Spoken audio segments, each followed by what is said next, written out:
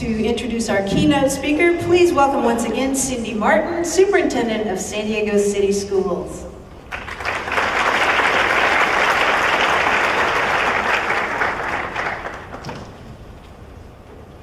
Good morning.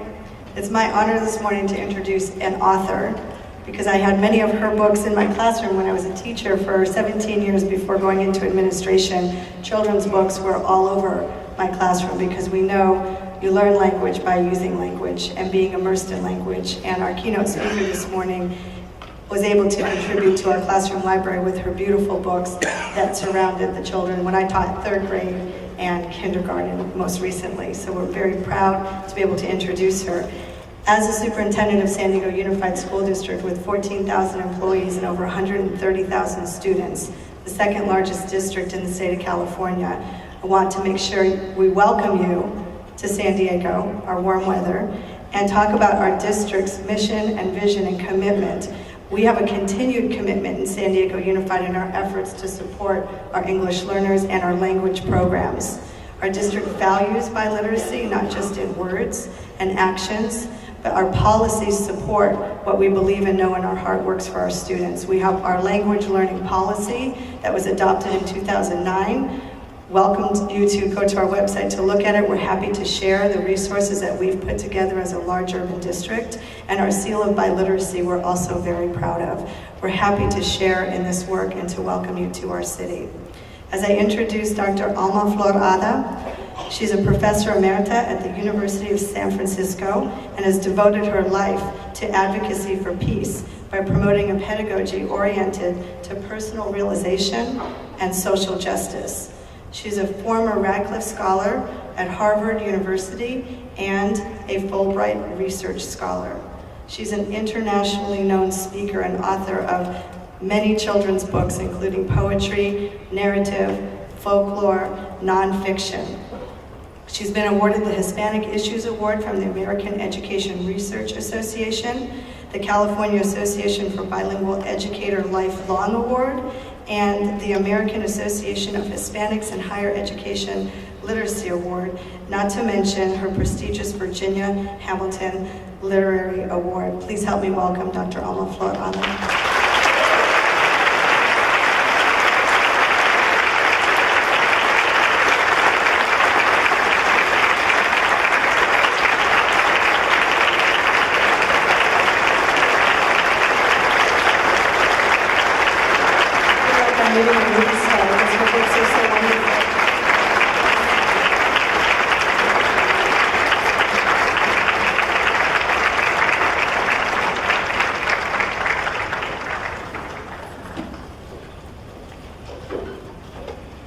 Thank you.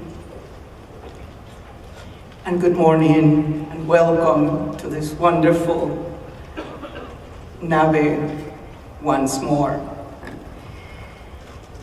There's a popular saying that affirms that the two most important days in your life, one's life, are the one in which you were born and the day in which you discover why.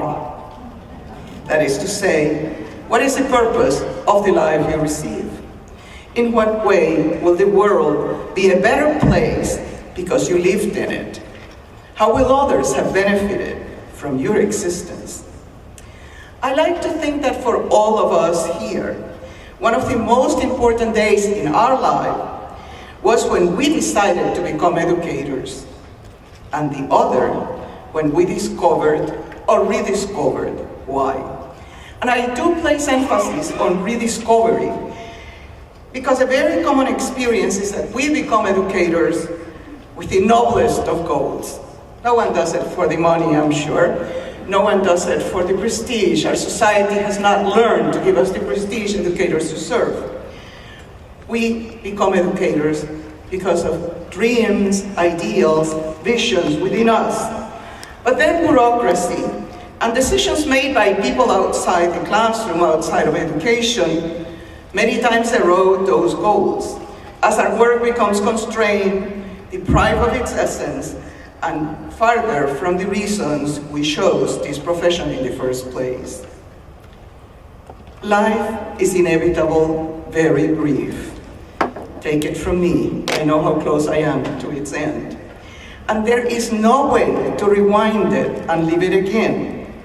And while most of you still have the majority of your life ahead of you, I feel the need to call your attention to the value of each year, of how rapidly they go, and the significance of reaching the end of your life feeling at peace with how you spend your days, where you place your energy, what you decided to struggle for, the decisions you were willing to make, the courage with which you were willing to defend your convictions, the risks you're willing to take each day to do the best for the students that depend on you. The technological and scientific advances of this last century have fostered the belief that there are formulas and solutions to all circumstances. We refuse to accept barriers to our exploration of space, nor limits to the speed we expect our trains, our cars, our internet search engines to achieve. We continue to search for energy sources and for a cure for cancer, and all of these are valuable endeavors. Unfortunately, in our field of education, we are led astray when we believe that there is a method, a technique, a set of standards, or a battery of tests that will be the answer to all our students' needs.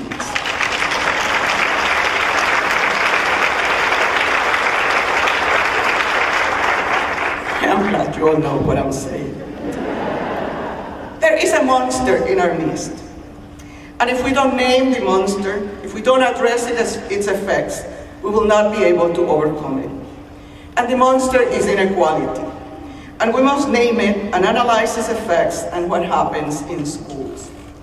We cannot use poverty or unjust social realities as an excuse for our students not succeeding. We need to find ways to help them graduate from high school instead of increasing the outrageous numbers of people in prisons in this nation. At the same time, we cannot ignore the effects of poverty and inequality on our students, nor our own responsibility to work towards eliminating these injustices from our society. Yes, there are few heroic families that find in themselves enough strength to overcome all the devastating consequences of poverty and inequality. But although we can celebrate heroes, we can't expect everyone to be able to do the same. Poverty often looks like parents who work 2 jobs or odd hours and are just not there, or are too exhausted to engage their children in meaningful conversations, that predictor for school success. Poverty means that children don't get enough to eat or eat only unhealthy food. And often it means that children are exposed to the traumatic effects of violence in our neighborhoods. Half a century ago, more than 200,000 women, men and children joined the March on Washington for Jobs and Freedom, an event that has now become part of our history.